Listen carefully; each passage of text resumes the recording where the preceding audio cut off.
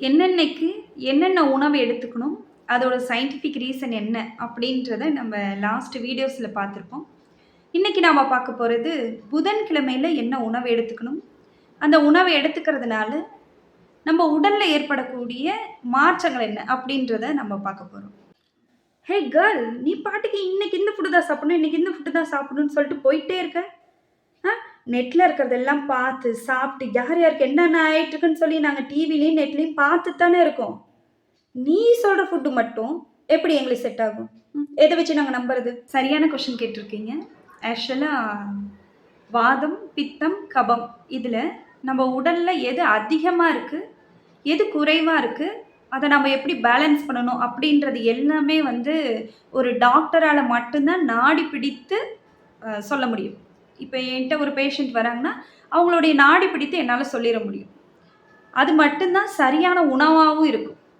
ஆனாலும், இப்ப நான் போட்டுட்டு இருக்க வீடியோ, அதாவது மண்டே அன்னைக்கு இது, சண்டே அன்னைக்கு இது, டியூஸ்டே, அப்புறம் அமாவாசை, பௌர்ணமி இந்த நாட்கள்லாம் இந்த உணவு சாப்பிடணும். இந்த இந்த லிஸ்ட் மட்டும் எல்லா வகையான அதாவது வாதம், பித்தம், கபம் இந்த 3 வகையான உடல்காரர்களுமே இத பொதுவா சாப்பிடலாம் அப்படின்னு நம்ம முன்னோர்கள் சொன்ன அந்த விஷயத்த மட்டும் தான் நானு பதிவிட்டுட்டு இருக்கேன்.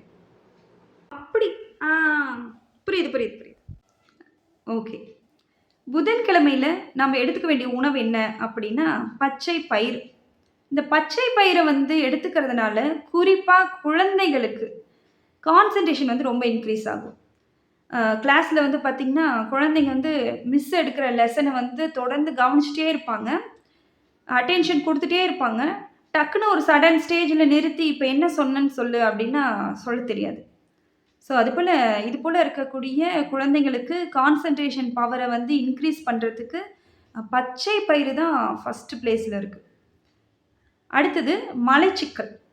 டைட் மோஷன் சொல்லக்கூடிய இந்த ப்ராப்ளத்துக்குமே, குறிப்பா 40 வயசுக்கு மேல இருக்கிறவங்களுக்கு இந்த மலச்சிக்கல்ன்றது வந்து தொடர்ந்து இருக்கக்கூடிய ஒரு ப்ராப்ளமாவும் இருக்கு. இப்பலாம் வந்து குழந்தைங்களுக்கே மலச்சிக்கல் ப்ராப்ளம் இருக்கு. ஸோ, இதுக்குமே ஒரு சொல்யூஷன் என்ன அப்டின்னா, புதன்கிழமைகள்ல பச்சை பயிர தொடர்ந்து எடுத்துட்டு வரது மூலியமா, இந்த ப்ராப்ளம்ஸ் எல்லாம் படிப்படியா குறையும். உடல் ஆரோக்கியமாவும் இருக்கு.